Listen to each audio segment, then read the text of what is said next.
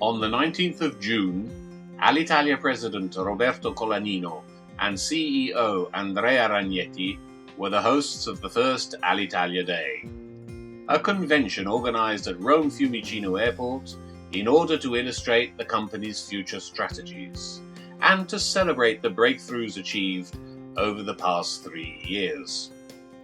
Avionews, in Mr. Ragnetti's first interview with the press since his appointment, inquired about his views on some important topics in today's aviation industry: the threat of low-cost competitors, the European Open Sky Initiative, and the looming trade war threatened by EC carbon emissions legislation.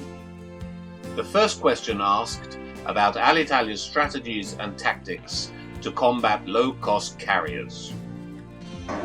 Well, the first thing is to realize that competing with low-cost carriers is not only a matter of price, but it's also, and I think fundamentally, a matter of positioning, brand, quality of the service. In other words, we will never be competitive enough with a real low cost in price, but we can fill the gap in value between that price and our price.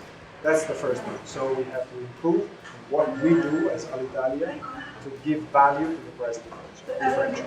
The second thing is that we have to develop low-cost competencies inside Alitalia. That's why we have already Air One, which are a smart carrier, so the closest thing to a low-cost India. And we are also bidding now for Wingjet. We hope that we will be able to close the deal in the next 2 or 3 weeks. And if that's the case, we will have real low-cost competencies in-house, and we will leverage that to improve. Okay. What are your views about the European Open Sky initiatives?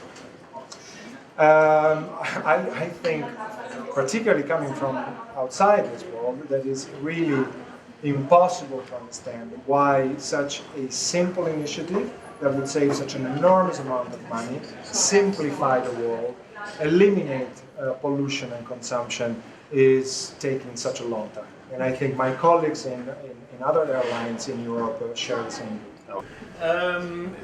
The European authorities have passed carbon emissions legislation, and a trade war is threatened between China, India, the US and Europe. How do you think that will play out?